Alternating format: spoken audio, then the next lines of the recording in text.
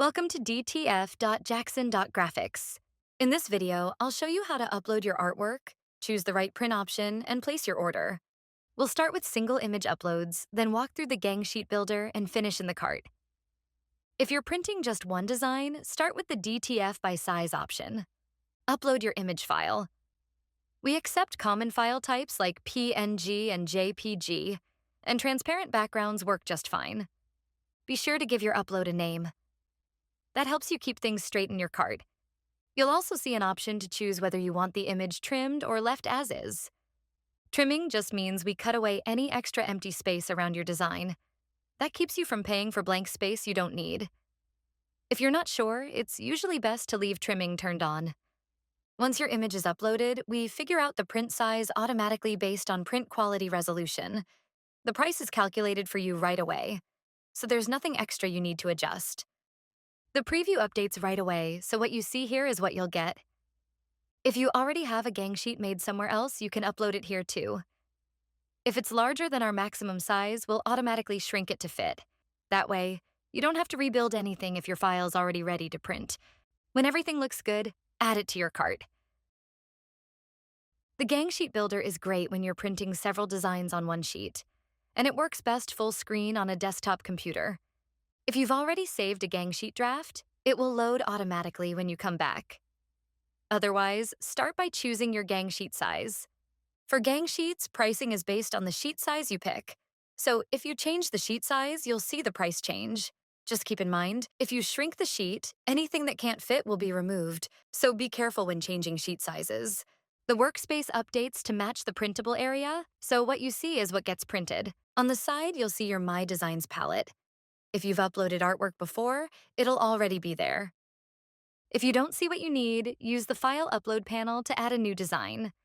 When you upload a design, be sure to give it a name. That makes it easier to keep track of things as you work. You'll also see an option to choose whether the design should be trimmed or left as is. Trimming just means we remove extra blank space around the artwork. That helps keep the design as compact as possible, which makes it easier to fit more pieces on the sheet.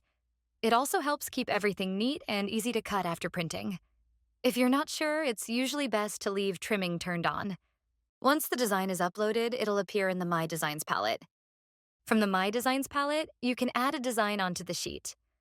If you want more than one copy right away, use the number box to choose how many you need.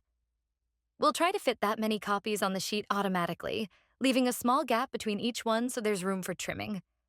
If you ask for more than will fit, we'll let you know how many can fit on the sheet. You can then decide how you want to move forward. If you've already placed a design on the sheet and want more copies, you have two options. You can use Ctrl-D on Windows or Command-D on a Mac to duplicate the selected design. Or you can select the design, use the number box in the size panel to choose how many copies you want, and then press Fill. Again, we'll try to fit them all in, and we'll let you know if everything couldn't fit. To move a design, just click and drag it where you want it. You can resize a design using the corner handles or by entering a size in the sizing box. There are also a few handy keyboard shortcuts that can save you time. Delete removes selected items. Control or Command-D duplicates a selection. Control or Command-Z undoes your last action. Control or Command-Y redoes it. And Escape clears your selection.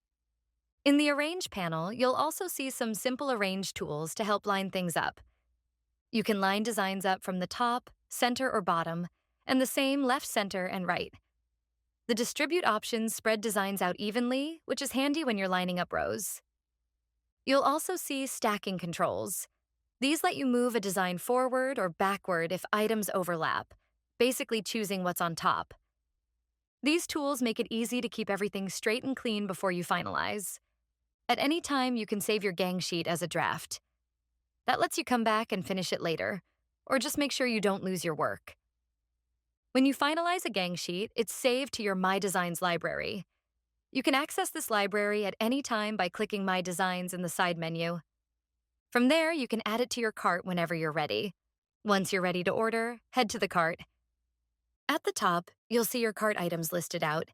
Each row shows the design name, a preview, the size, and the quantity. If you need to change how many you're ordering, you can adjust the quantity right here. If you don't need an item anymore, you can remove it from the cart. Above the items, you may also see a message letting you know how close you are to free shipping. That updates automatically as you add or remove items. Below the items, choose how you want to receive your order. You can select local pickup or have it shipped to you. On the left, you'll see a clear price breakdown. This shows your subtotal, shipping, and the total for your order. On the right, enter your shipping information.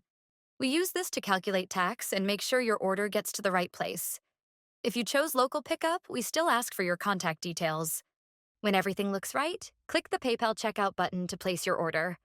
That's all there is to it. Upload your designs, build your gang sheets, and place your order when you're ready. If you ever need help, just reach out. We're happy to help. Thanks for using dtf.jackson.graphics.